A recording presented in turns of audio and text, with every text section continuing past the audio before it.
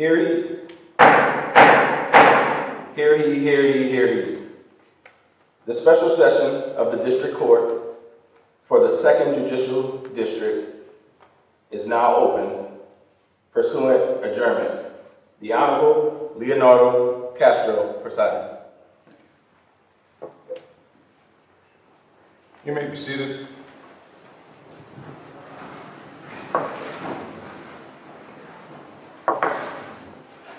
Thank you, Deputy, for opening up this special court session.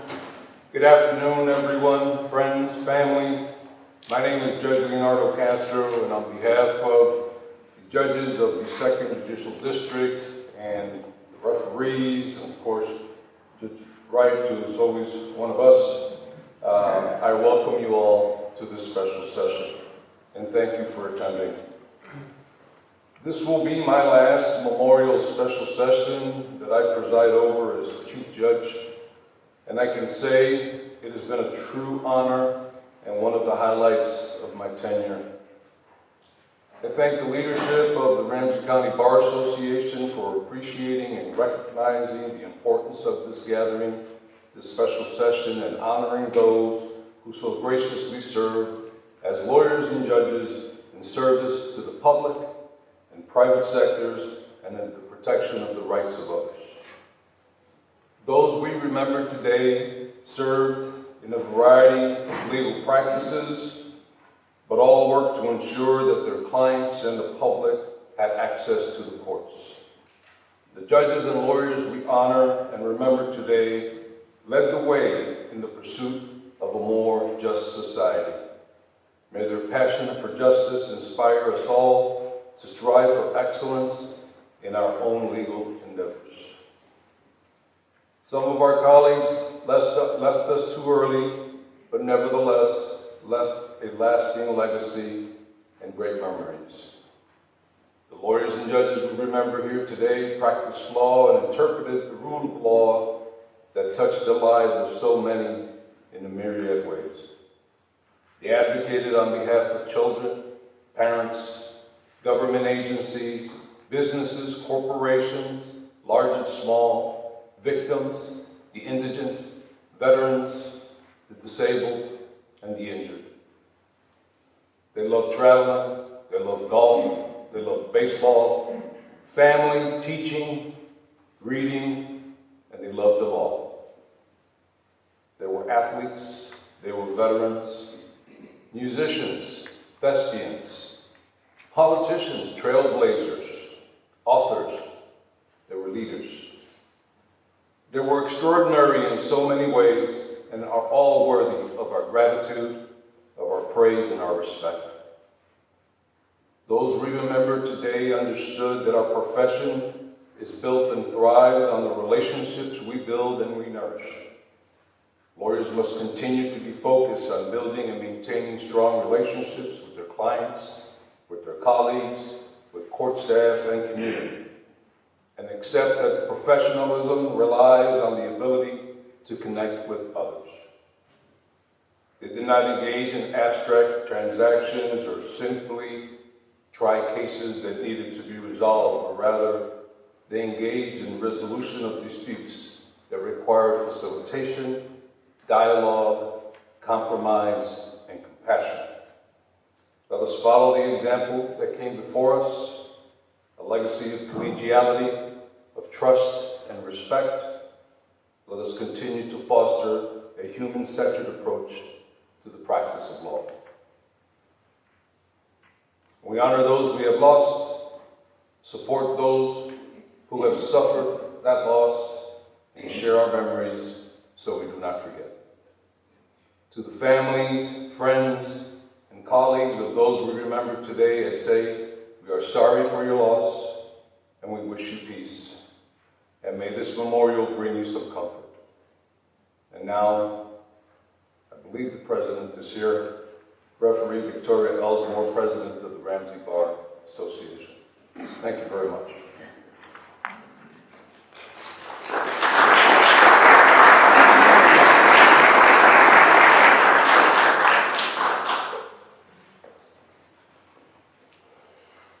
Good afternoon. May it please the Court, Your Honors, fellow members of the Ramsey County Bar Association, thank you all for joining us at the 2024 Ramsey County Bar Memorials.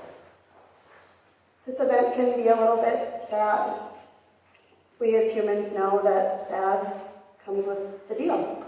When we agree to care about other people and connect and build community, that means that there's going to be sad moments. So we gather today to give that sadness a little bit more space to fill with the hope that it lightens the load. I have found that wisdom about grief sometimes comes from the strangest places. I recently found some wisdom about grief from a television show about an American football coach in the United Kingdom. And he said, "I promise you there is something worse than being sad, and that is being sad and alone. And no one in this room is alone." So together, we're going to share and hear stories about people that we have lost, and we're going to share in the act of remembrance. By sharing this space and these stories, we share a small piece of what made these members of our community special, loved, and missed. So thank you all for being here, and thank you in advance to the folks who are going to get up here and share a piece of their colleagues, friends, or loved ones with us. We appreciate your willingness to share a piece of those special people. As we go through today's memorials, we go through them one by one in sequence. They will continue without introduction. And so at this time, I would like to invite Lee Frost up for the first memorial. Thank you.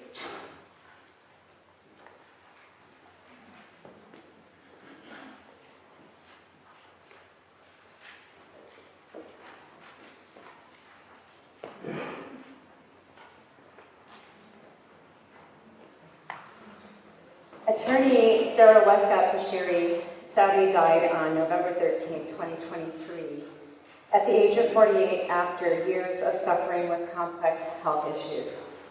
Sarah was a Minneapolis native. She attended St. Catherine's University, where she received a BA in social work in 1997. In college, Sarah was on the dean's list, captain of the tennis team, and president of the social work club. Thereafter, Sarah attended what was then known as William Mitchell College of Law, graduating and then being admitted to the bar in 2000. Sarah began her professional career as a law clerk to the Honorable Janet N. Poston in Hennepin County. Following her clerkship, she was an associate attorney with Butler and Allen in St. Paul. This was followed by a brief partnership with Tim Lee, who is also an attorney. In 2008, Sarah opened a solo practice, the Law Office of Sarah Bashiri in St. Paul. Through that practice, Sarah held a contract with Washington County, providing legal representation for indigent parents in child protection matters. As a child protection defense attorney, Sarah was tireless in assisting her clients, and I smile about that because Sarah was tireless in many things. She did not hesitate to track down as many resources as she could for those who had very little, and Sarah earned the respect of the social workers who assisted her clients. That said, sadly, the constant secondary trauma was hard on Sarah. In 2017, Sarah closed her practice but continued working as her health allowed. Her last employment was in the field of social work as a case manager. Despite her long-term and extensive health struggles, Sarah was a kind and generous person, known in the community for sharing food, flowers, and friendship. She volunteered with her son's schools and sports organizations. Sarah cared deeply about families and children and extended her help to her clients above and beyond the legal case requirements.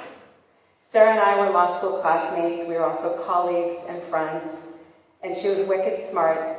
And I don't mean the Boston accent of wicked, although it does pop in my head. I just remember prepping for mock trials and being impressed by her organization and also a little bit intimidated. I'm just a bit older than Sarah, and when I say a bit, it's probably at least 10 years older than Sarah. And I was like, oh, well, I think she wore it well. So anyway, I wondered how Sarah or how I could have gotten into law school with somebody like Sarah, because she was so smart and she just blew me away when we were classmates together. I believe Sarah had an effect on those around her to do better, be better, and to simply live better. And I feel like she made me a better lawyer back when we were in law school together, and as a colleague and friend as we practiced law together. I am very grateful to have known her, and I'm really saddened by her passing. Sarah leaves behind her spouse of over 20 years, Nooch Bashiri, who is a master carpenter. Nooch and Sarah had attended high school together, and she also leaves a 19-year-old son, Cyrus. Sarah is also survived by her parents, Teresa and Kent Westcott, and her brother, Joel Westcott, and his family. Thank you.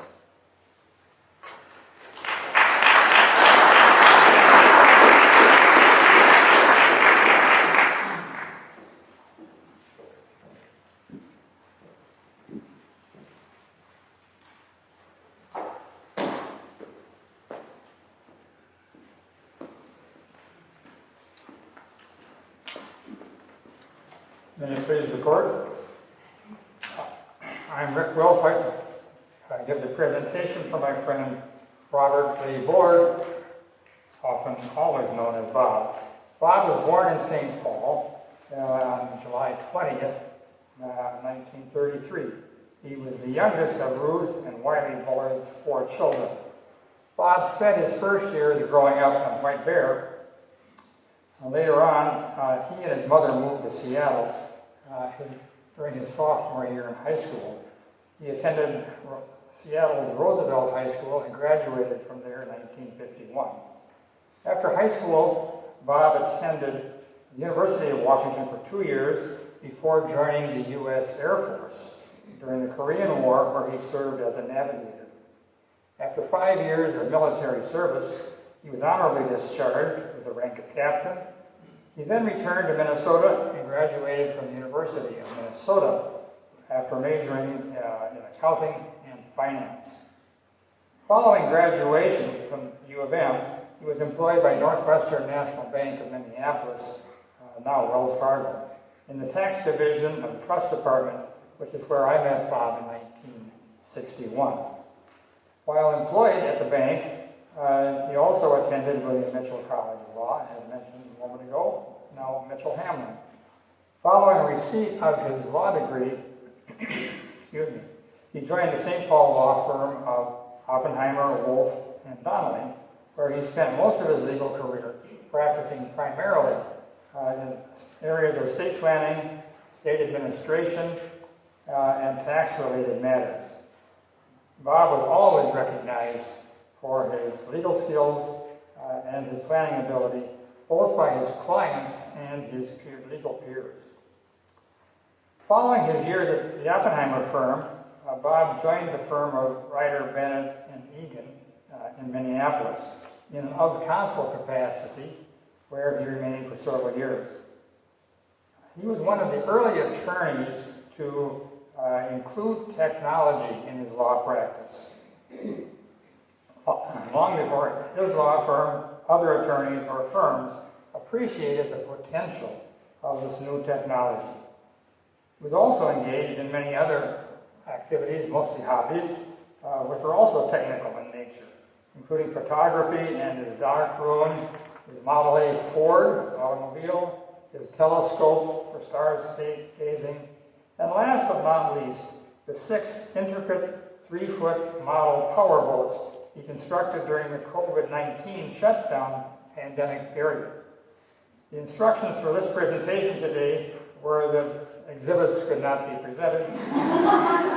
Thus, if you'd like to see one of his boats, it may be seen in the bar at the Pool and Yacht Club in Lillingdale.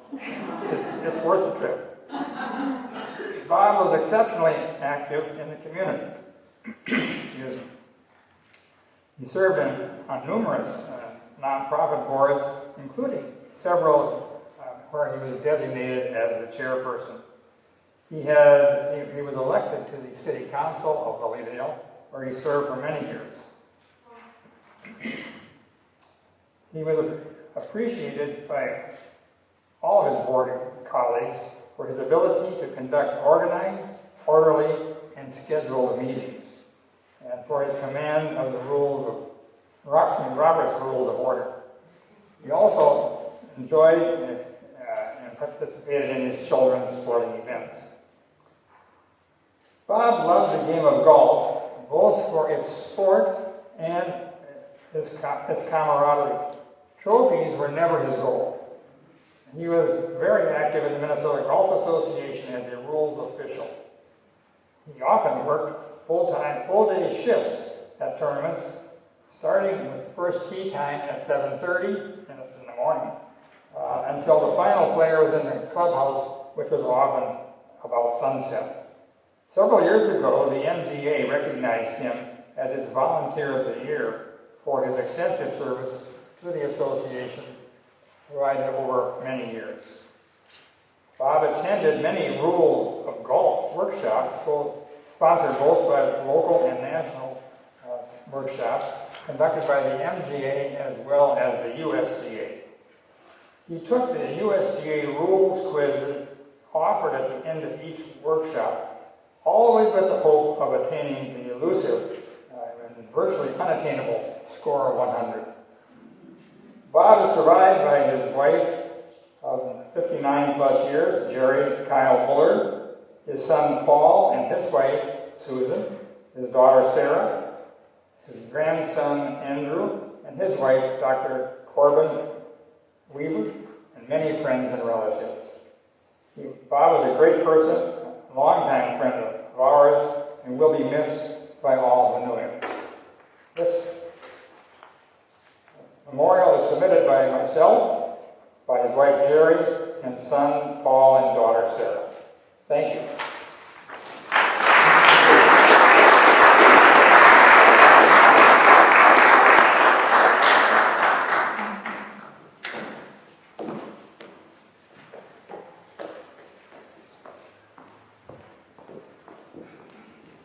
Nice tie, by the way. I also read the rules. 3 that I was told. Under 3 minutes, no ad-libbing, no audience engagement. All 3 of these are outside of my capacity. But I don't want these big burly guys tackling me, so I'm going to do my best. Thank you for allowing me to say a few words about my longtime friend and law partner, Rod Cosgriff. Rod died on November 16, 2023, at age 69, after a long and courageous battle with Parkinson's disease, Lewy body dementia. And it's an awful ordeal, during which Rod did not once complain, at least to me. I do miss Rod's wit, intensity, charm, and brilliance each day that I walk through the office door. I graduated with Rod in 1980 from the University of Minnesota Law School. I was the student body president, he was my vice president. That's how long I've known him. He was widely regarded in our class as among the most adept and nimble intellects in our class. He was also a handsome, contemplative, intense young man, brimming with legal talent and a wonderful, engaging, and sometimes intimidating personality.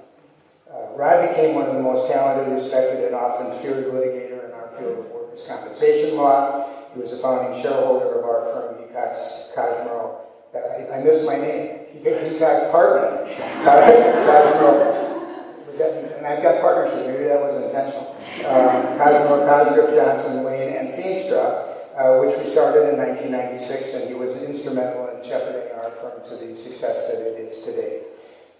Even his name would strike fear in his opponents due to his sometimes gruff, intense, and intimidating demeanor and his courtroom persona. In fact, when I was not up to a task of a particularly contentious case, I would pass it off on Rod the Hammer Cosgrove, and he would take care of it. But all that simply masked the person underneath, a warm, charming, caring, kind, and funny man who was a consummate gentleman, a joy to spend time with, and a person we all so dearly miss. Rod was a man of many interests and passions. He loved baseball.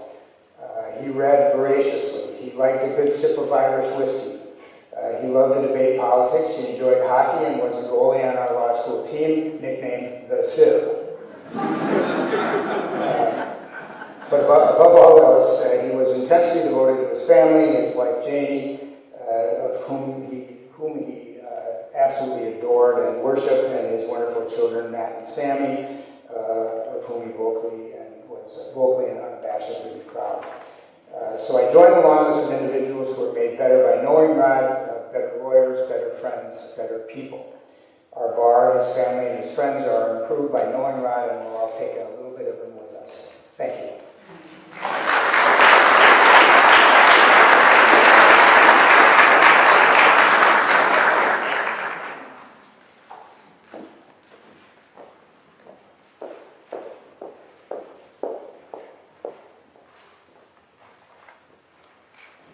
Chief Judge Castro, and may it please the court. My name is Sarah Crippen, and I'm here to talk about Dad. And I apologize. I don't usually get emotionally going. In noting my appearance, my dad would tell me to be very careful to note my clients today. I'm appearing not only on my own behalf, but on behalf of my 6 siblings. And so we submit this as a remembrance to him. Most of the people in this room who knew him knew Gary Crippen as a caring, dedicated advocate, a wise and careful judge, and a kind and always cheerful colleague. He was all of that and so much more for us, his 7 children. Judge Crippen, just daddy to us, was born in 1936 in Worthington, Minnesota, and for his whole life considered Worthington his home. His dad, Ray Crippen Sr., known to his friends and everyone as Crip, owned the Phillips 66 station in Worthington, and his mother, Matilda, or Tilly, was a very talented seamstress. Gary came 7 years after his beloved brother Ray, the longtime editor of the Worthington Daily Globe, and the Crippen brothers challenged and loved each other through both of their long lives. Most people expected that Gary would take over the filling station from Crip, but a high school debate coach convinced him to think seriously about college and law school. He graduated from Worthington Junior College with an associate's degree, then from the University of Minnesota with a BS in law, and eventually earned his JD from the University of Minnesota Law School in 1960. 30 years later, he was excited to earn a Master of Judicial Administration degree from the University of Virginia. In the fall of 1959, when he was beginning his last year of law school, Gary met Nancy Eichmann, a graduate student studying zoology. They met in an organizational meeting of new dorm counselors, and Daddy loved to tell the story of being smitten by the beautiful redhead from Denver, who was so smart, sophisticated, and most of all, hilarious. They were married on New Year's Eve 1960 and went on to raise 7 children and to foster several young women who found a warm and supportive home for a time with our wonderful parents. After a year at the Dorsey firm, Daddy was invited by Ray Mork, the longtime Nobles County attorney and Daddy's first and best mentor, to join him as a partner back in his hometown. After 13 years with Mork and Crippen, he was elected Nobles County attorney and served in that office for 8 years. He then served 10 years as a Nobles County trial court judge, where he earned a reputation as fair but firm, and as a judge who took care to teach young lawyers and to advocate for children and others who might otherwise be lost or overlooked. In 1984, Governor Perpich appointed him to the newly created Minnesota Court of Appeals, where he served for 18 years and another 13 years in senior status. What we will remember as his children are his humility, passing to us Crip's advice to be good to people and not mix too much with big shots, his endless curiosity and the contentment he found through reading, his love of family and fascination with family history, his deep faith, the commitment, steadiness, whimsy, and endless good cheer that he brought to parenting 7 children, and his boundless patience in every aspect of his life and relationships. Thank you.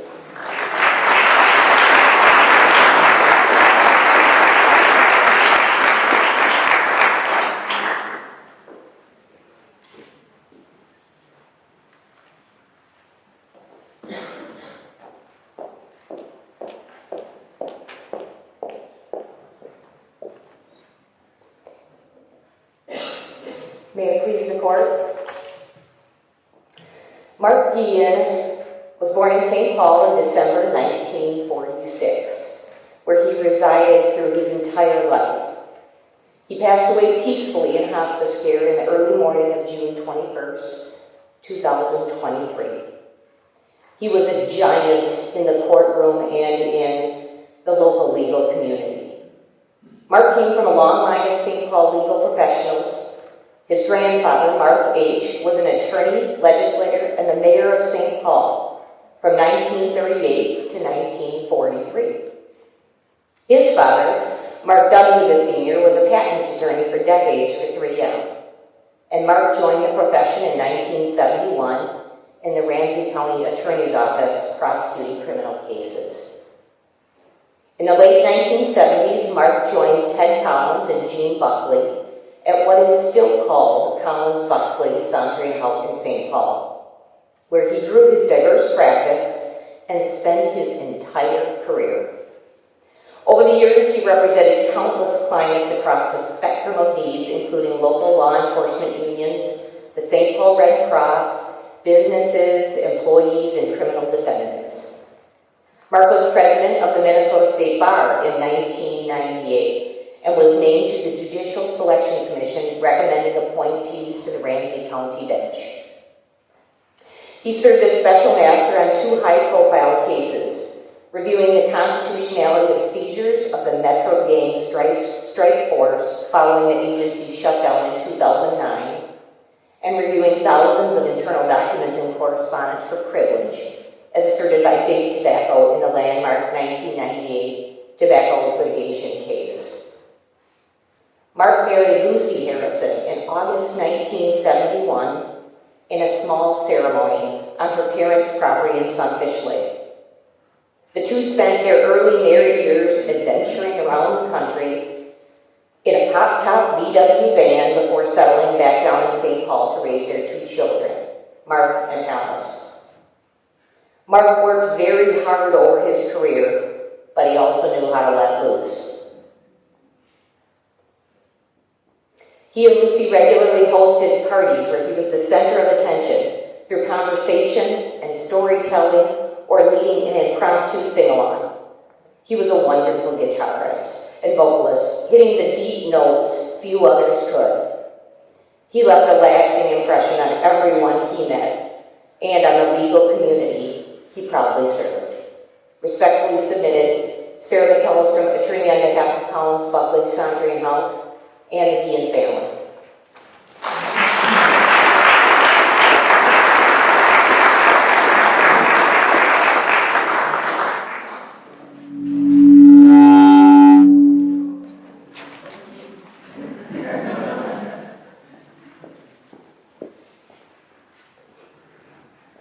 May it please the court.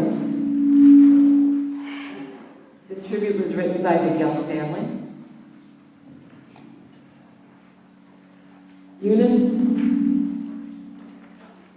Eunice Greenberg Gell followed her own path in life. Born June 19, 1928, a first-generation American, she enrolled in the University of Minnesota Law School in 1949, at a time when many women did not even attend college.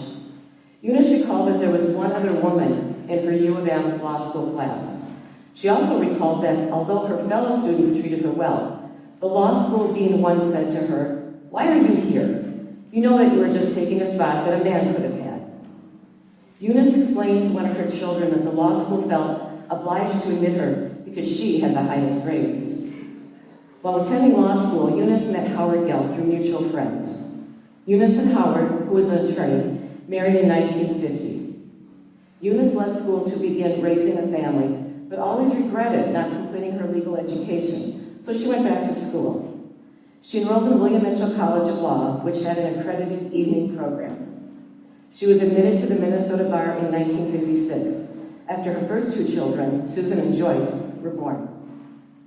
As unusual it was for a woman to get a law degree, it was probably even more unusual for a married woman with children to do so.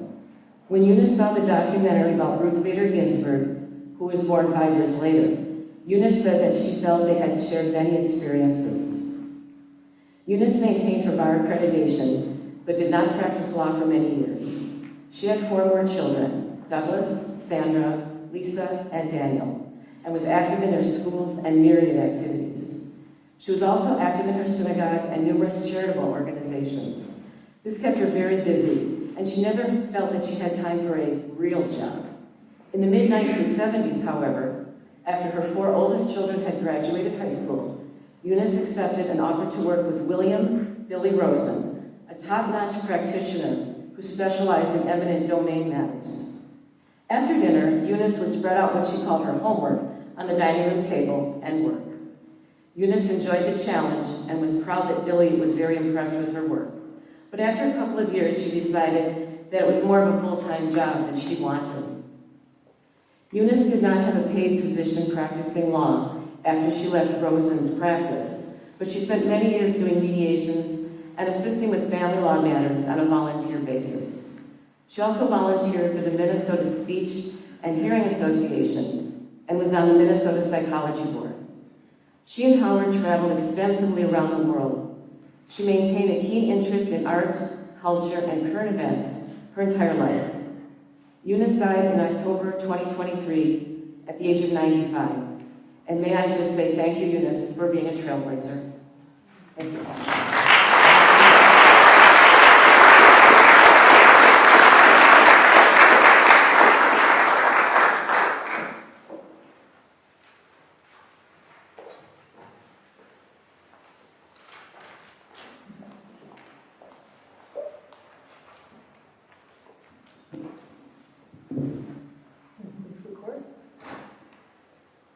My name is Lisa Heidenreich, and I'm here today to remember a legend in the Twin Cities legal community. My father, Douglas R. Heidenreich, was born on February 29, 1932. He had strong roots in St. Paul's West 7th neighborhood. He only lived a few years in Minneapolis before moving back to St. Paul for the rest of his life. He died on January 4th, 2023, living in a place that overlooked his old neighborhood and the Mississippi River bluffs he loved. Doug was the son of a milkman and a homemaker. He attended Monroe High School and then the University of Minnesota, where he majored in math and played football on what he claimed were some of the worst teams in the school's history. It was at the U that he became interested in the work lawyers do to help people, which is why he pursued his JD. After 2 years serving with the Army Tank Corps in Germany, he enrolled at William Mitchell and graduated first in his class in 1961. He spent 2 years at the firm of Erickson, Popham, Hake, and Schnobrick before returning to St. Paul to join the faculty of his law school alma mater. He quickly rose in school leadership, becoming acting dean in 1964 and permanent dean the following year. During his deanship, the law school enjoyed impressive growth and moved to its current location on Summit Avenue. In 2000, he researched and wrote the first and hitherto definitive history of William Mitchell College of Law, called With Satisfaction and Honor. He also acted in a theater group of lawyers and judges.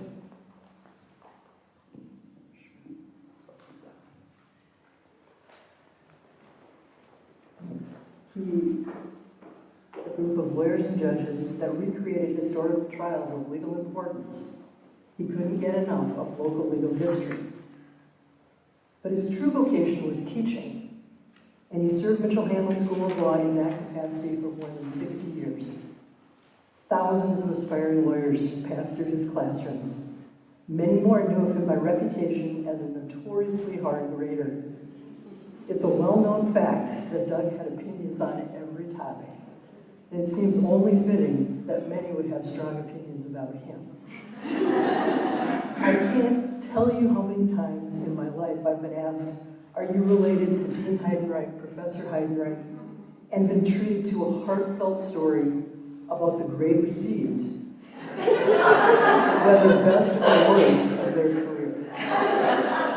The best of these stories involve occasions where he was kind, supportive, and generous.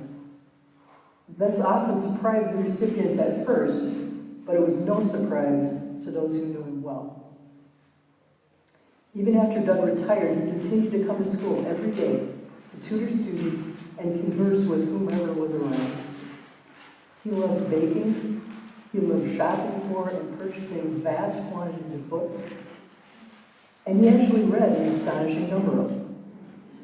He took regular drives through Fort Snelling State Park in search of deer, and introduced his granddaughter to the Socratic method during weekly Sunday afternoon visits, regardless of whether she wanted that introduction. Well, when I think of my father, I think about the generations of his former students who have argued and decided cases before the courts in this county and across the state and even country, and the case law he indirectly played a role in creating. And I also remember the inveterate storyteller, avid historian, and wise and generous soul that so many of us had the honor of knowing. He is greatly missed.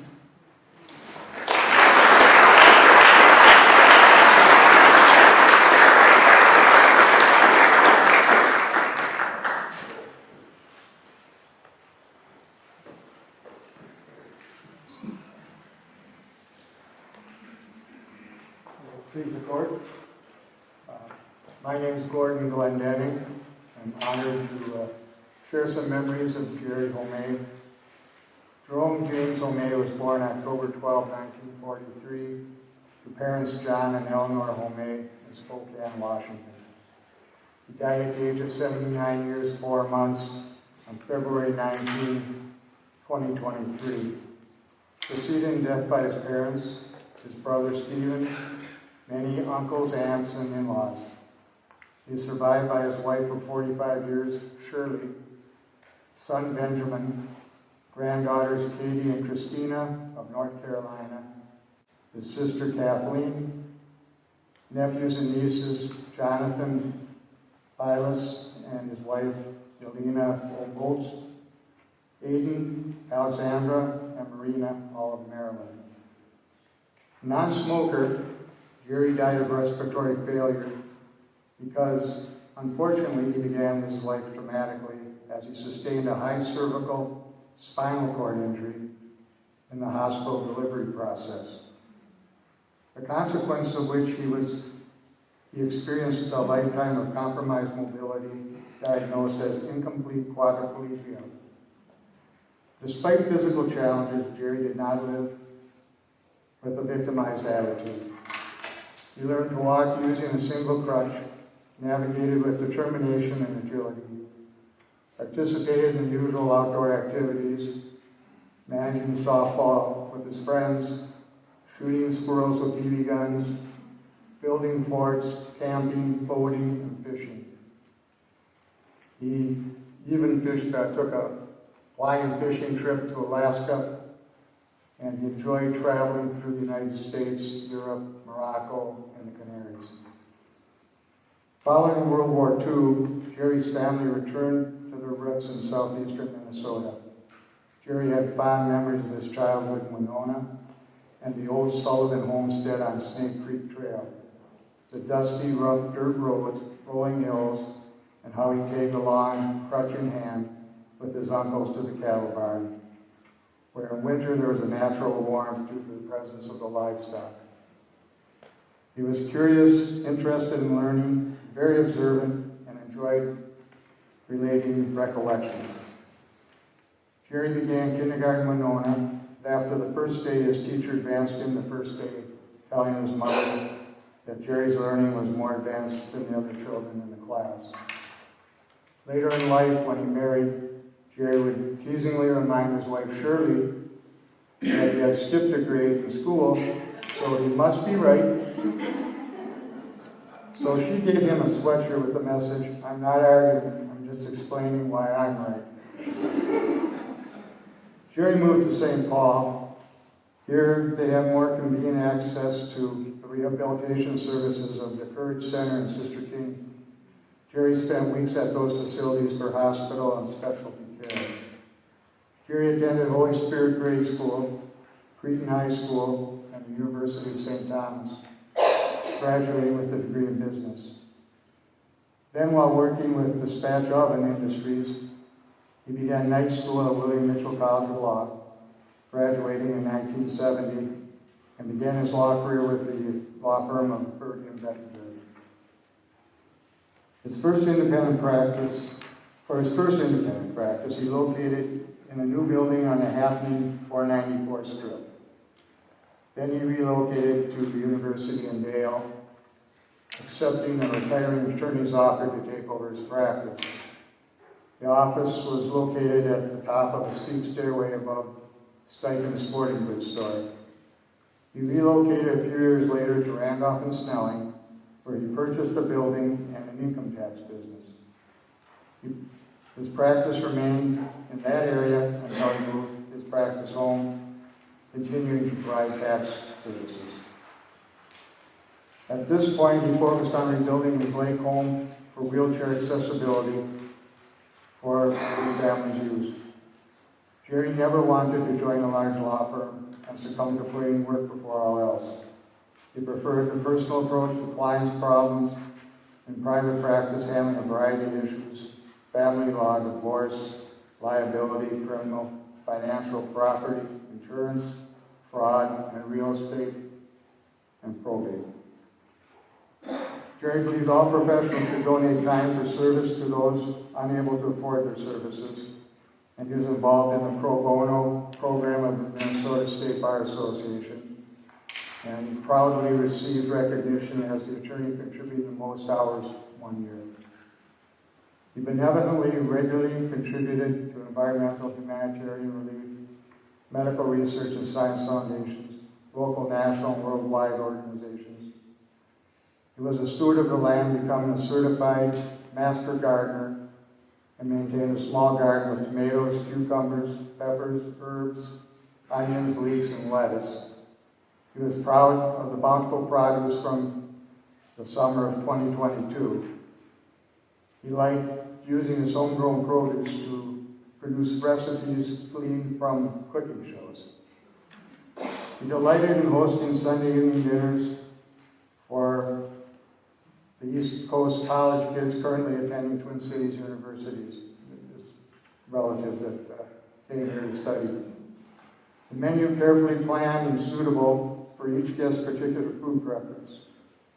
As a 2022 Christmas gift, he entertained the kids to an evening at the Ordway, followed by fine dining.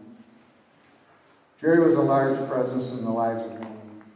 He enjoyed entertaining. His interests were vast, always ready to debate, reading, playing board games, cards, competing in crossword puzzles with his friend Bob, competing to complete the daily Sudoku with his wife, conversing with his friend Tom to solve all the world's problems, are just a Pavante. Tailgating, Gopher football games, watching the Twins with the guys in his friend John's garage. He had a lot of fun, and he was fun to be with. He exemplified stalwartness, acceptance, and kindness. He believed in equal rights for everyone. He loved his family very much, and his family is very proud of him and admires him for having lived bravely and without resentment, anger, or self-pity. On February 19, 2023, having visited with friends and family throughout the day, sharing memories, expressing appreciation, love, knowing his lungs and diaphragm were unable to function independently, and he would starve to death if on a ventilator, he decided he was ready to eat his final supper of meatloaf, mashed potatoes, gravy, and of course a beer. Grinning mischievously, he reached for the beer, truly savored each sip to the last drop. Mission accomplished. He lay back on his pillow and passed away. Jerry lived a life that defied the diagnosis of incomplete quadriplegia. He died bravely and as he had lived. And he was all he could be and more. This is respectfully submitted by Shirley Homey on behalf of the Homey family and the Files family. Thank you.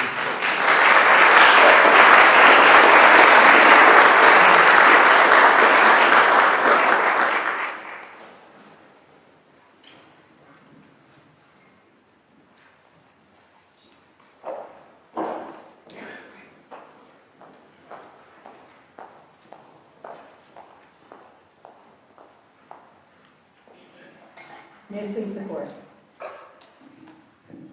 Known professionally as C.M. Johnson, and to her friends as Cindy, Cynthia Marie Johnson was the first woman ever appointed to be the Commissioner of the Minnesota Supreme Court, and she was the youngest person ever to be entrusted with that responsibility. Few have had such a profound impact on the justice system in Minnesota as did Cindy. Cindy was the most loving, kind, intelligent, gifted, happy, generous, and seriously funny person many of us have ever known. She treated everyone with dignity and respect, and she genuinely loved life. Born on February 17, 1948 in Duluth, Minnesota, Cindy passed away in Duluth on September 11, 2023, while on vacation after suffering a brief illness. Cindy grew up in Duluth and graduated high school in 1966, and then attended Marquette University, receiving a Bachelor of Arts History degree, then going on to Marquette Law School, where she obtained her JD in 1973. Throughout her time in Marquette, Cindy was tops in her class. She was raised to do her best, and that she did. Cindy was a legal scholar who loved the U.S. Constitution and firmly believed it to be the most important legal document in the U.S. because it serves as a basis for our freedom, our rights, and our great republic. After passing the Minnesota bar and becoming a licensed attorney, Cindy lived in St. Paul for the duration of her life. Her legal career was exceptional and exemplary. Cindy worked at the Minnesota Supreme Court for more than 25 years. From 1973 to 1974, she served as a law clerk to the Honorable Justice George Scott, who respected Cindy and her brilliance. The justices of the Minnesota Supreme Court so deeply admired Cindy's legal acumen, research abilities, and reasoning and writing skills that the court asked Cindy to join the commissioner's office as assistant commissioner following her clerkship.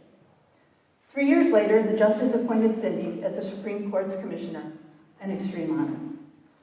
In so doing, she became one of the state's pioneering women, paving the way for women lawyers to achieve greatness. It is not surprising that Justice Rosalie Wall and Justice Mary Jean Coyne, women trailblazers in the legal field, were best friends with Cindy. Recognizing the importance of paving a path for women of future generations, Cindy went by C.M. Johnson at the court, because after all, women and men are equal. During her tenure, Cindy's accomplishments included serving as the legal advisor to the justices, overseeing and mentoring the law clerks, establishing certain court processes and standards, helping the court clear the immense backlog of cases before the Court of Appeals was formed, transitioning the court from the solo appellate court to the court of last resort, and from 9 justices to 7. As a teacher and confidant to the law clerks year after year, many clerks became Cindy's lifelong friends and attribute much of their success to her exceptional mentoring. Cindy was the consummate professional role model and the perfect commissioner. She had a brilliant legal mind, and the judicial system owes her a debt of gratitude for her long and exceptional service. Cindy left the court to pursue a career in the private sector, serving as the general counsel of the Mercanti Group, an investment banking firm, from its inception in 2001 until 2009, when that boutique investment firm was acquired by a national firm. In her role as general counsel, Cindy took and passed many financial licensing tests with flying colors. As a testament to her business acumen, in 2010, the Minneapolis Business Journal recognized Cindy as a Women in Business industry leader. Cindy was a voracious reader. She thoroughly enjoyed traveling in the U.S., Ireland, Europe, Great Britain, and Asia. Cindy was also a sports enthusiast who loved baseball the most, followed closely by golf, and who knew more sports statistics than 99% of the broadcast announcers. She was a natural-born athlete who excelled at golf, running, racquetball, and tennis. She was pretty annoying. Her greatest golf accomplishment was playing at the USGA Women's Senior Open only a few months after successfully battling breast cancer. She was fierce and invincible. Despite her numerous professional successes, Cindy was humble and did not define herself by those successes or outside interests. Rather, being the best daughter, sister, aunt, and friend mattered most to Cindy. She leaves behind a phenomenal legacy, having touched the lives of so many in so many unbelievably important and even life-altering ways. She would do anything for those she loved, and for anyone in need. She lived her life with great joy and never looked in the rearview mirror. She had a contagious laugh and a wicked and sometimes dry sense of humor.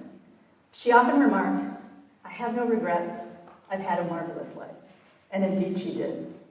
She is profoundly missed. Thank you.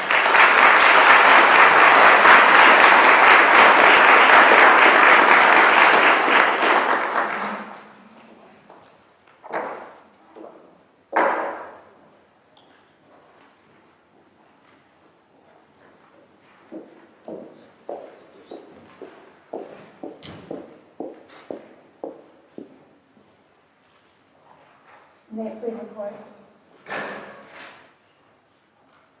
My name is Melissa Rosenbaum, and I'm presenting for my good friend Marcia Johnson. Marcia Ann Johnson was born the youngest of 4 daughters in Omaha, Nebraska on September 15, 1954.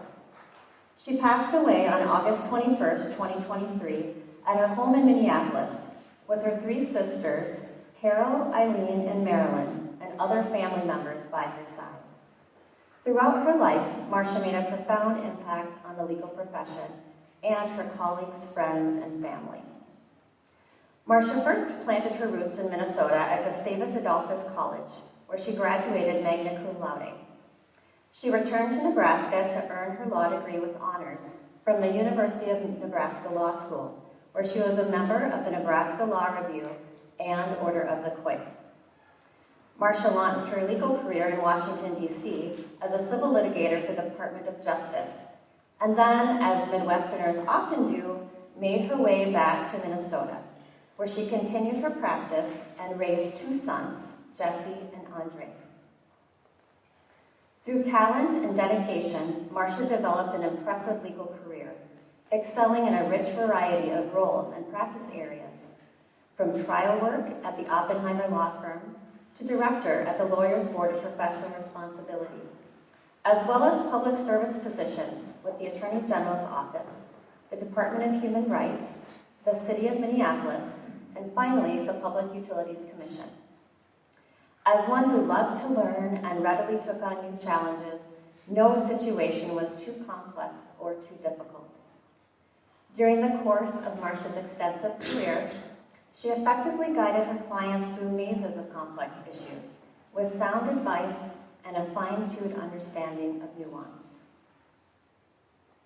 Yet it was not just Marcia's clients who benefited from her knowledge and expertise.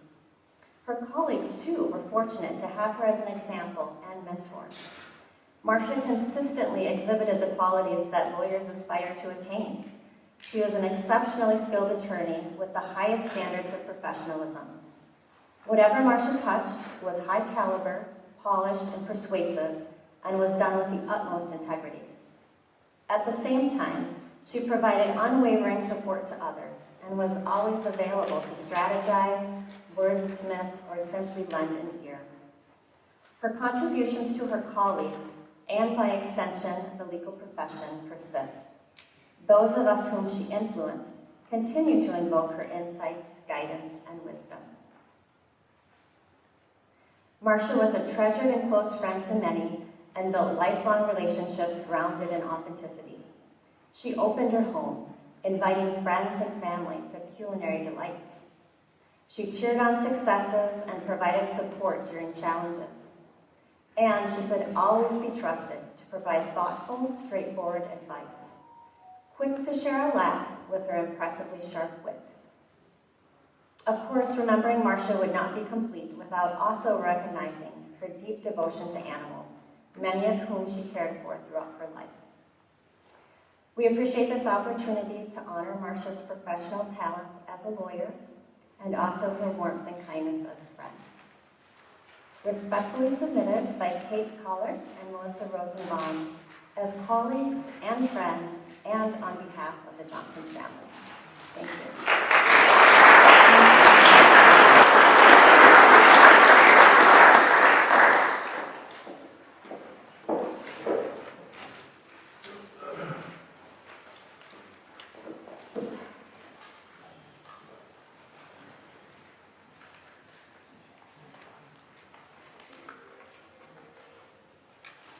Chief Judge Castro, may it please the court. Good afternoon. My name is Barbara Kloss, and I am honored and privileged to be here on behalf of my 4 siblings, Mary Ellen, Kathy, John, and Trish, and our families, to share some thoughts about our mother, Mary Louise Kloss. Mary Lou May was born on June 5th, 1930, on the east side of St. Paul. She was the eldest of 2 daughters, born to an Irish milkman and an Austrian homemaker.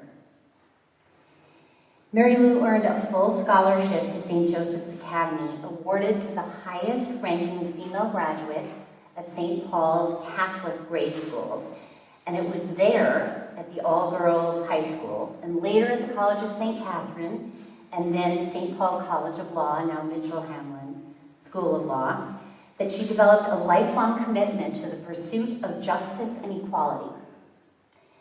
"No one told me I couldn't do something," she would say. "Around me were intelligent, articulate, and capable role models." Mary Lou graduated with honors from St. Kate's in 1952, but there were few jobs for women other than in education or nursing. So she was hired as an executive assistant to former Governor Orville Freeman, and in 1956 she enrolled in the St. Paul College of Law, now Mitchell Hamlin, where she was one of only 3 women in her class. On the first night of classes, Mary Lou met our father, Daniel Kloss, a Hamlin graduate and history teacher from a large family in the small town of Wabasha, Minnesota. They were married in 1958, and just 2 short years later, both had law degrees and 2 of their 5 children. After graduation in 1960, even though she ranked 2nd in the law school class and was the first woman to graduate cum laude, just like Supreme Court Justice Ruth Bader Ginsburg, she faced gender discrimination. She recalled there were no jobs for women lawyers. So she became active in the Minnesota State Bar Association, chairing committees, working for nonprofit organizations, and doing work for the underprivileged. "I wasn't on the golf course," she would say. "I was doing the grunt work." Doing legal work from home while raising all 5 of her children, Mary Lou served as the co-counsel for the gubernatorial recount for former Governor Karl Rolvog in 1962. And in 1964, Rolvog appointed her to the Minnesota Youth Conservation Commission, the placement and patrolling authority for youthful offenders. In 1973, she and our father formed their own law firm, Kloss & Kloss Attorneys at Law, and she focused her practice on family law. And then in 1986, Governor Rudy Perpich appointed her to be the first woman to the Ramsey County District Court bench. After her swearing in as a judge, Mary Lou delivered a short speech and used it to thank everyone, quote, "who had brought me to this place." That list included the late Ramsey County Judge Joe Summers, her longtime friend whom she had replaced on the bench. "I may be wrong and more than a little crazy," she concluded, "but I can't help but think Joe Summers had a little conversation with God and persuaded her to intervene in the scheme of things." It was through her work as a family lawyer and then presiding over family court in 1988 where Mary Lou became acutely aware of the consequences of domestic violence in a legal system that failed to protect women. "It was obvious to me that police were not arresting, prosecutors were not prosecuting, and judges were not holding offenders accountable," she told the William Mitchell Alumni Magazine for a 2011 profile. "That started my crusade to prevent domestic violence." violence, she said. She began by trying to change the culture, one judge at a time. She took on leadership roles in the training of new judges, ensuring that the curriculum included sessions on family law and domestic violence. She traveled nationally to speak on custody issues and to participate in training on domestic violence issues. She testified before the United States Senate on the Child Safety Act. When we make it safe for women and children to be in their homes, we will make it possible for each of us to be safe on the streets, she said. Leaving the bench at the age of 70 in 2000 because of the state's mandatory retirement rule, our mother continued her crusade. She traveled to Central and Eastern Europe to help human rights advocates draft new laws and establish legal systems to combat domestic violence.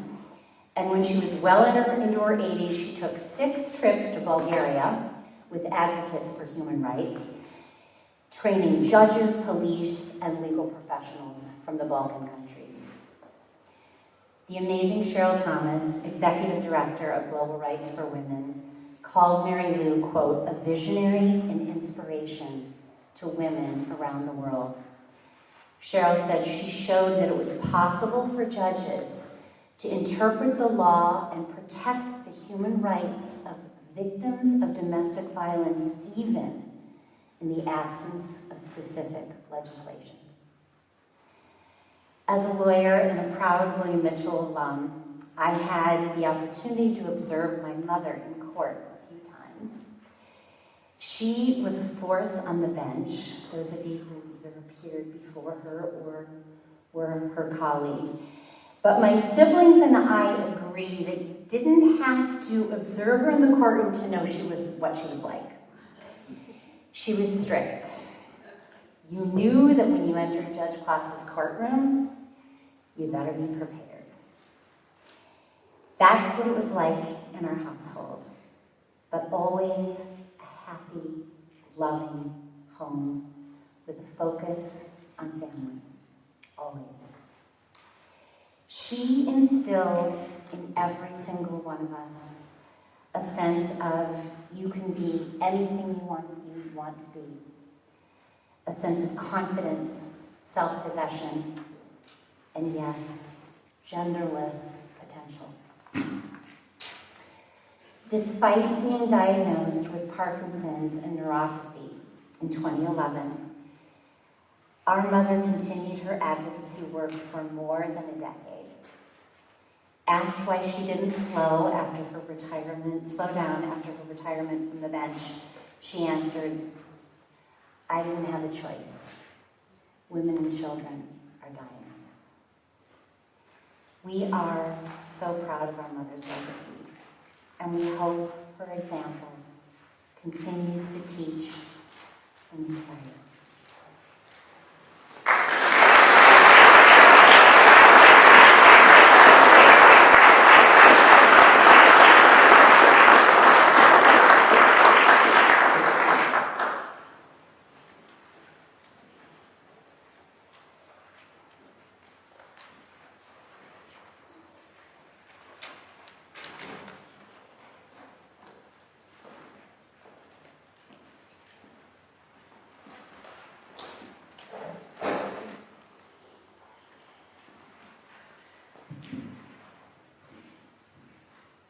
May it please the court. James Robert Conan, age 80, born October 6, 1942, died March 26, 2023, at home in Mendota Heights in the presence of his loving wife, Rita, and son, Kurt. Jim grew up in West St. Paul, 3 blocks from Somerset Country Club, where he caddied as a youth. He graduated from St. Thomas Academy in 1960 and St. Thomas College in 1964. Jim began law school at William Mitchell while also working on the floors at the Arbor Meatpacking Plant in South St. Paul, where he monitored the output photos of the workers. Notwithstanding that a disgruntled worker threw Jim down a meat chute, Jim was learning tactful management relations. Jim graduated from law school and passed the bar exam in 1969. He soon began his career in January as an assistant Ramsey County attorney, assigned to the trial unit in the criminal division. In his career, Jim tried high-profile cases, including the bomber of the Dayton's store in downtown St. Paul. The jury returned a verdict of guilty on charges including murder in the first degree. While having continuing trial successes, Jim was promoted to the charging attorney unit. He analyzed many cases and prepared well those that were based on provable proof. His charges resulted in a significant number of convictions and earned him the respect of trial attorneys and the Ramsey County bench. Jim continued as director of the criminal division for his final 10 years in office. He received many tributes for his outstanding service despite the debilitating progression of multiple sclerosis. After 40 years of employment and having served with distinction under 3 Ramsey County attorneys, Jim retired in 2009. Jim's personal activities included meticulous maintenance of his home and yard. He loved flowers and started them from seed under a grow light in his basement. He also served many years as a treasurer for his church in West St. Paul. Jim died from complications of multiple sclerosis and advanced cancer. He received many tributes from the legal community that knew him well. Former staff attorneys praised his dedication in directing them with respectful guidance. I was also an attorney in the office and was privileged to work with Jim for over 36 years. We rode together as neighbors, and our families are still great friends.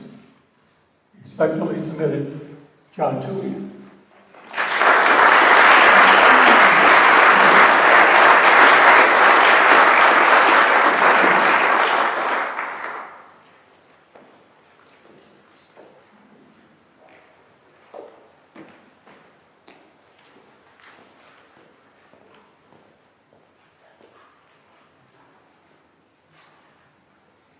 Good afternoon. My name is Tom McCarr, and on behalf of my sister and I, we'd like to share some memories about our father, Harry McCarr. So Harry was born on the 4th of July, right here in the Hamlin-Midway neighborhood of St. Paul. He attended Cretan High School. Immediately after high school, he was drafted and spent a brief time in the Army in 1945 and in 1946. After being honorably discharged, he attended St. Thomas and then the St. Paul College of Law, which is now Mitchell-Hamlin, where he graduated from Mitchell-Hamlin in 1955, graduating first in his class. While in law school, he met Genevieve Schweitzer, also from St. Paul. Supposedly, on one of their first dates, our dad was adamant that he was not going to get married until after graduating from law school. And of course, my mom and dad married while he was still in law school. And in 1954, and they were married for 66 years until my mom passed away in 2021. Early on in his legal career, he held a number of positions, including assistant Ramsey County attorney under Ramsey County Attorney James Lynch, special assistant Attorney General of Minnesota under Miles Lord, and executive director of the Lawyers Professional Responsibility Board. In 1963, he was hired by then Hennepin County Attorney George Scott as an assistant county attorney, then rising to first assistant, handling some of the most challenging cases that were in Hennepin County. And then in 1976, he was appointed by then Governor Wendell Anderson to the Hennepin County Municipal Court, and then in 1983 he was elevated to the district court by then Governor Rudy Perpich, where he served on the bench until 1994. In 1974, the Minnesota Supreme Court appointed Harry as a charter member of the Advisory Committee on the Rules of Criminal Procedure. He spent over 25 years as a member of this committee. Being part of this committee provided the impetus for him being commissioned by West Publishing to author a 3-volume treatise titled Minnesota Practice, Criminal Law, and Procedure. Harry would go on to write 4 editions of this treatise, with the last 2 editions being co-authored with his fellow Hennepin County judge and colleague, Judge Jack Nordby. And he worked with Judge Nordby on the new editions and yearly supplements until he was almost 90. This treatise is still in print today and online, and is used by a resource by Minnesota lawyers who practice criminal law to this day.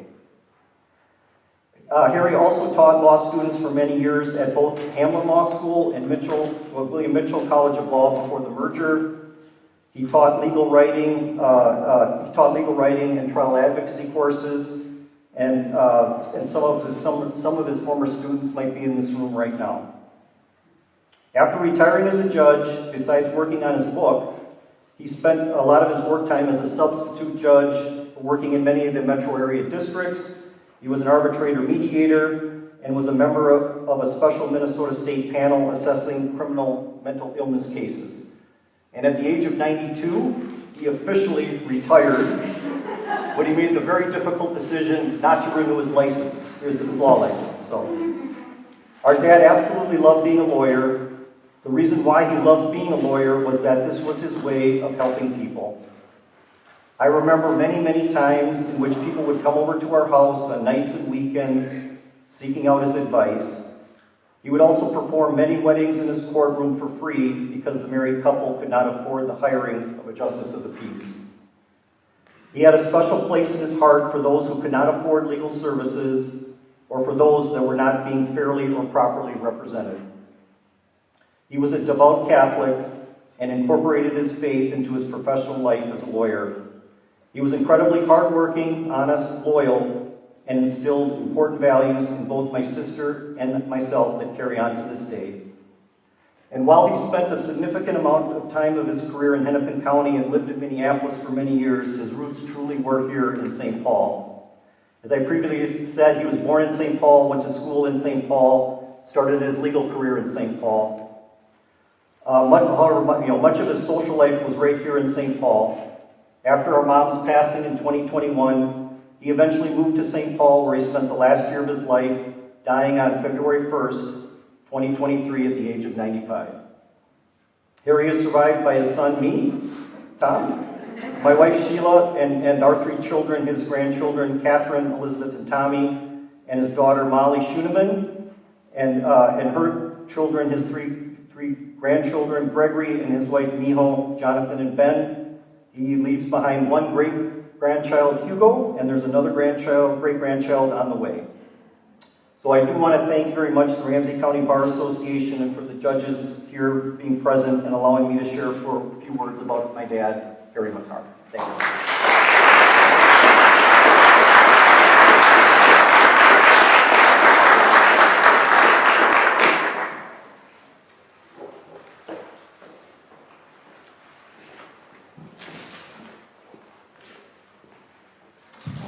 May it please the court.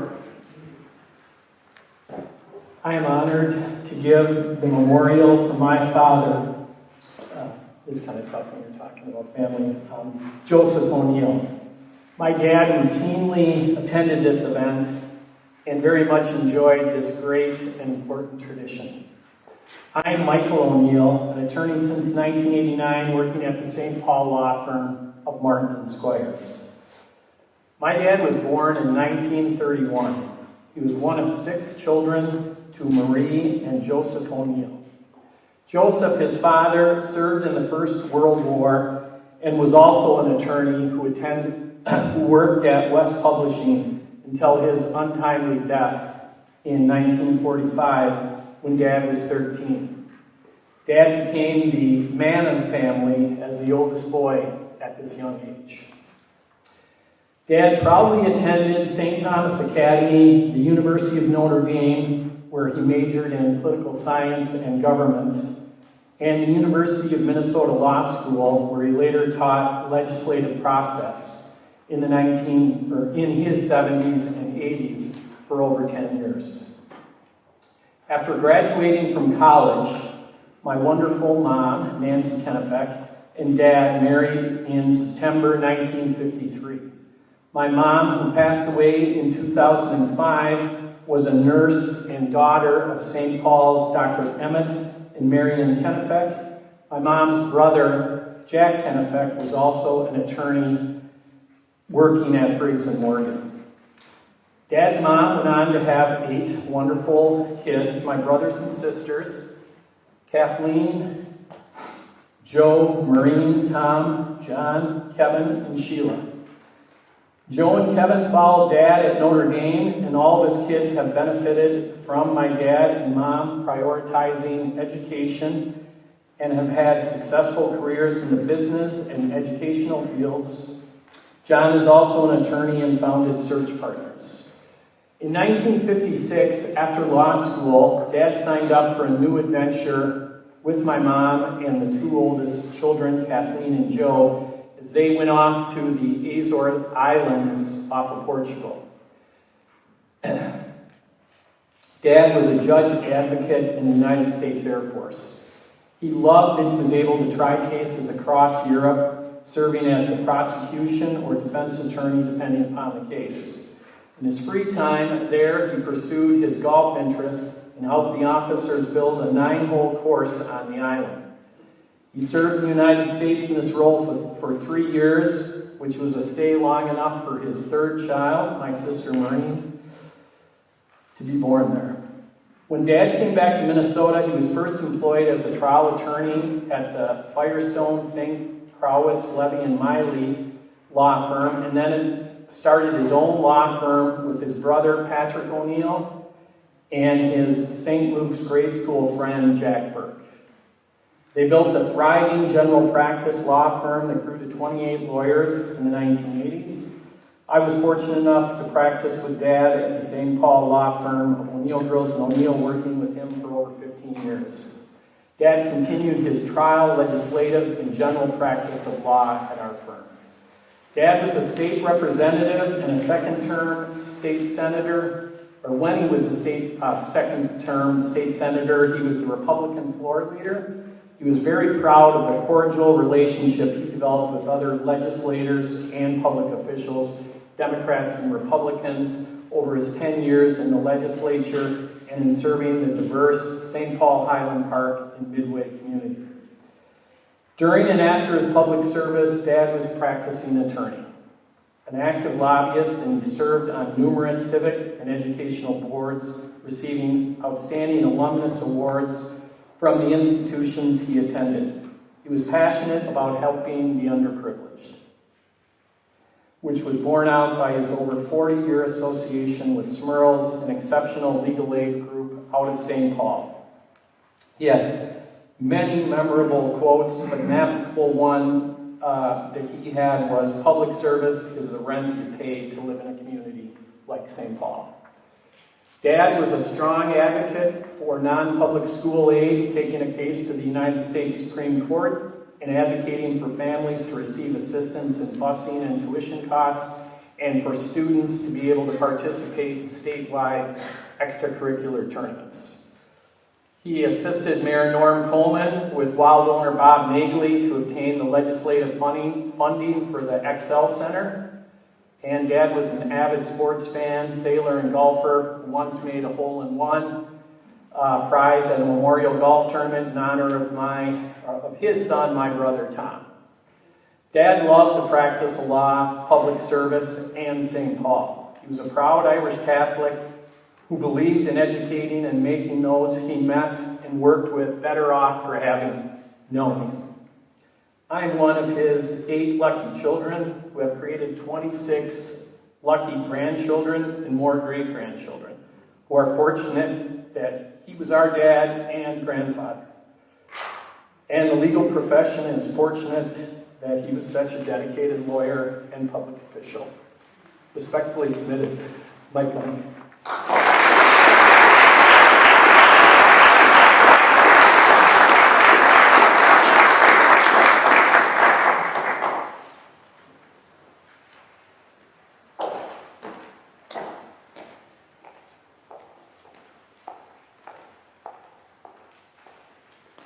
May it please the court, thank you for the opportunity to participate in this memorial. It's a wonderful activity. I'm here speaking in connection with Christopher Patrick Peterson, a family friend. Chris died on February 10th, 2023 after suffering a stroke. He was 75 years of age.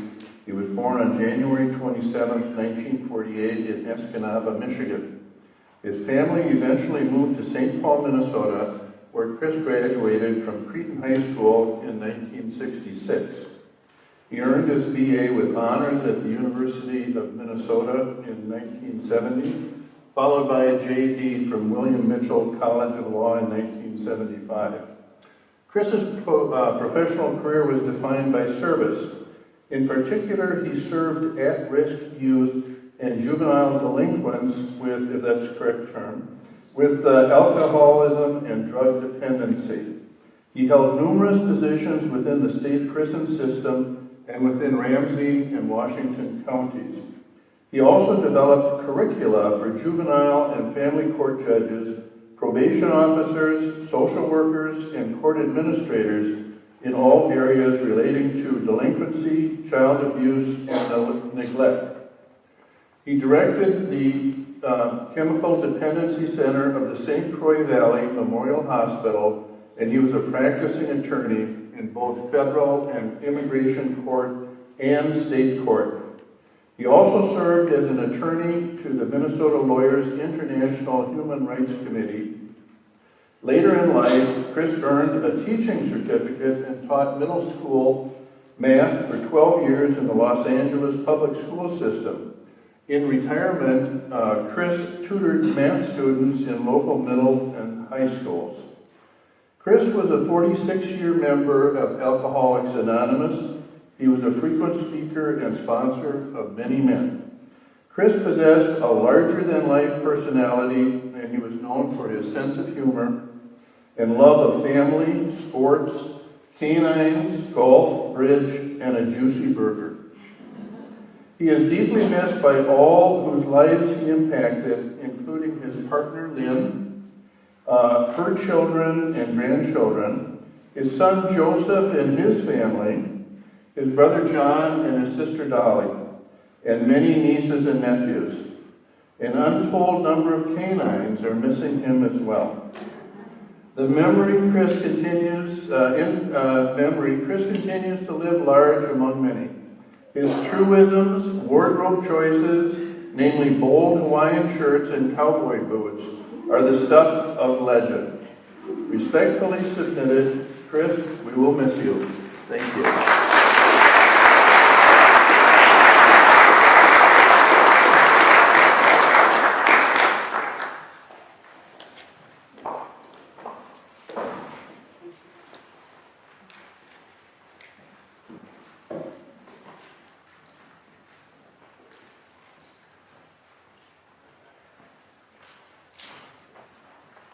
Please the court.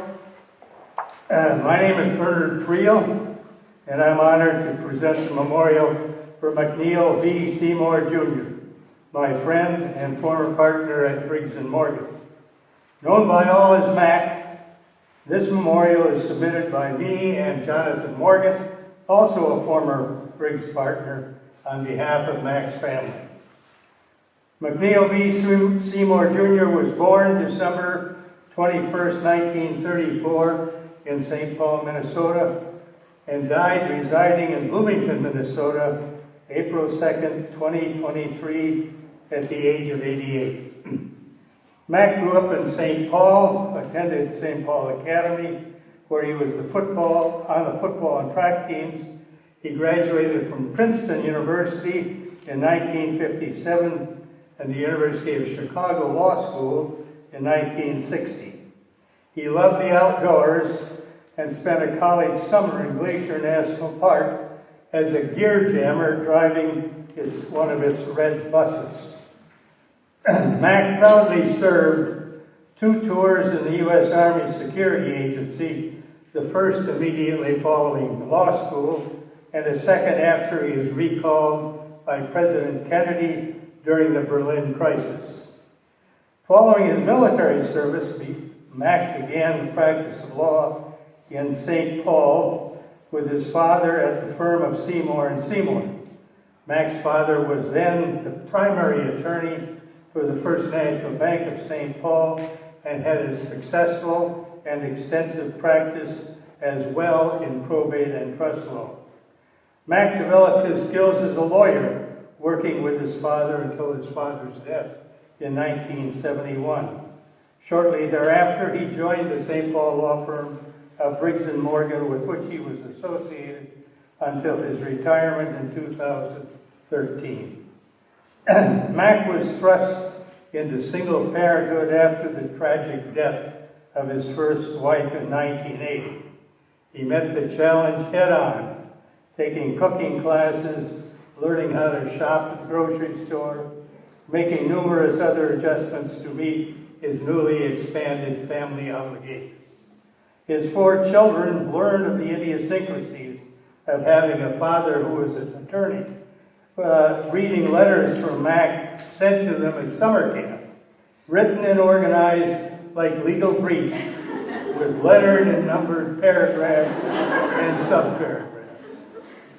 In 1993, after 13 years of bachelor fatherhood, Mac married Mary Vellner, with whom he was blessed to spend the rest of his life. Mary brought 4 children to the marriage, and together they became the parents of 8 children and eventually grandparents to 17 grandchildren. Mac was a distinguished and outstanding probate and trust attorney, qualities which he acquired not just by study and hard work, but Mac was raised in an atmosphere where law and legal matters were a daily topic. But he had more than that going for him. He had some DNA. He was programmed to be the gifted and prominent lawyer he became because his father, his grandfather, and great-grandfather were all prominent lawyers. All 3 also named McNeil Seymour. And if that seems not enough DNA, yet another great-grandfather, Henry J. Horn, was a leader of the bar in St. Paul when Minnesota was just a territory, and for many years thereafter when it became a state. And there was also great-uncle Alexander Horn, another member of the Minnesota bar in St. Paul. Though not widely known, Mac had a knack for writing touching tributes in verse. Most involved family members. The most famous of these was a witty 19-stanza ode to his mother Catherine, chiding her eccentricities, and written for her 80th birthday, entitled Katie at 80. Tragically, Katie died in an auto accident soon after her birthday, and the family decided to share Katie at 80 at her memorial service, where it was read once again, except for the stanza describing Katie's driving skills. Some of Mac's colleagues were given to suggest that he might have done exceedingly well as a trial lawyer, for he had a habit, sometimes vexing, when his curiosity was aroused, to seek information in a manner that approached a persistent, if not skilled, cross-examination. I had such an experience with him. We agreed to split the expense of a 1-hour ski lesson at Sun Valley. The instructor began our session with a few verbal instructions, and for the next 20 minutes of that 1-hour session, Mac sought further refinement of those instructions with an eternity of rapid-fire additional questions while I waited somewhat impatiently to test the instructor's advice on the snow. Mac served the community on boards of many civic organizations, and he served also as a vice president of Briggs and Morgan. He particularly cherished his service on the board of the Dodge Nature Center, whose property bordered Dixie Slopes, which had been his grandparents' home, and where he helped to assure that a large parcel of the Dodge property would remain protected from development and perpetuity. As a lawyer, his number one interest was the welfare of clients, and he served them all with intense care, understanding, and loyalty above and beyond the call of duty. His professional life was a marvelous demonstration of those priceless professional qualities of ability, loyalty, integrity, and ethical behavior, all of which he possessed to the highest degree. Max Seymour exemplified the very best in our legal profession. Mac was also gifted with a mischievous and delightful sense of humor.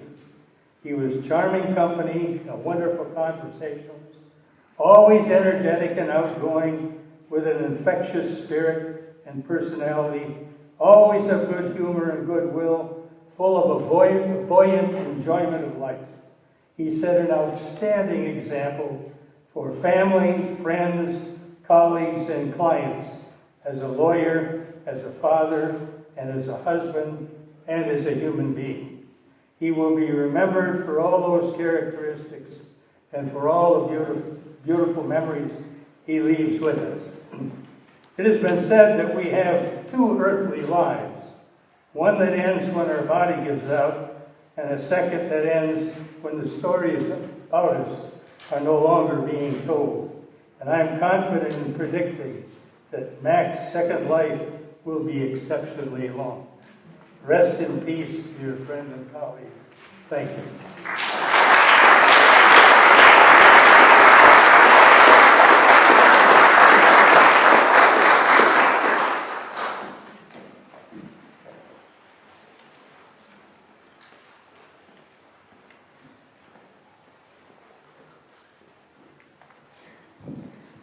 Judge Castro, may it please the court. Russell J. Sudduth graduated from William Mitchell College of Law in 1966 and joined the firm of Fellhaber, Larson, Denman, and Vogt shortly thereafter. I joined that firm a couple of years after that, and Russ and I practiced law together for almost 50 years. His practice primarily focused on the areas of corporate and business law, including mergers and acquisitions. Russ was sincerely interested in his clients as individuals and their families and their businesses, in fact, in all aspects of their life. His integrity, commitment, and ability to resolve difficult issues enabled his clients to meet their objectives. He was as proud of their successes and as happy for their good fortune as if it were his own. His personal commitment made him passionate and tireless, and always a consummate professional in his service to his clients. Many of his long-standing clients became very good friends, and their friendship continued into their retirement and into his retirement. Russ was also active in his community, especially in his early years with the firm, and he was very passionate about his causes. Not only was Russ an extraordinary lawyer, mentor, and friend, but he was an exceptional leader. The Fellhaber firm was the beneficiary of his leadership skills, and Russ served for many years in management of the firm and on the board of directors, serving in many roles, including that of president and chairman of the board. Russ retired in 2016 after 50 remarkable years of practicing law. His colleagues remember him well, and I would like to share with you some of their comments. A man of his word. If Russ Sudduth promised or committed to something, he saw it through and did it, which means that Russ had a quality which is sadly not often attributable to people today. He was honorable. Russ was, of course, a terrific lawyer, mentor, and leader, and I was very fortunate to have the opportunity to work with him. But his honor, candor, and commitment, along with a great sense of humor, are the qualities I most remember.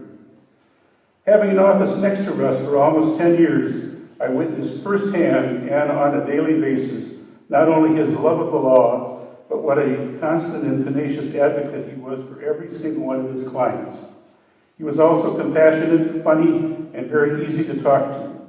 I feel incredibly lucky to have learned so much from him and will miss him deeply. Russ Suddeth was a wonderful father, a great lawyer, a loyal friend and partner, and a gifted storyteller. You know, it's hard to sum up a 50-year legal career in 500 words or less. But in one sentence, I can say that Russ was an amazing person with extraordinary talents who led a remarkable life. We will miss him.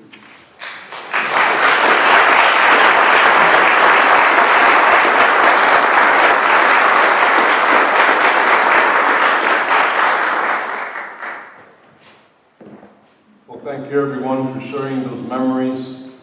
It has been truly an honor. The deputy will now close the session. The special session of the district court is now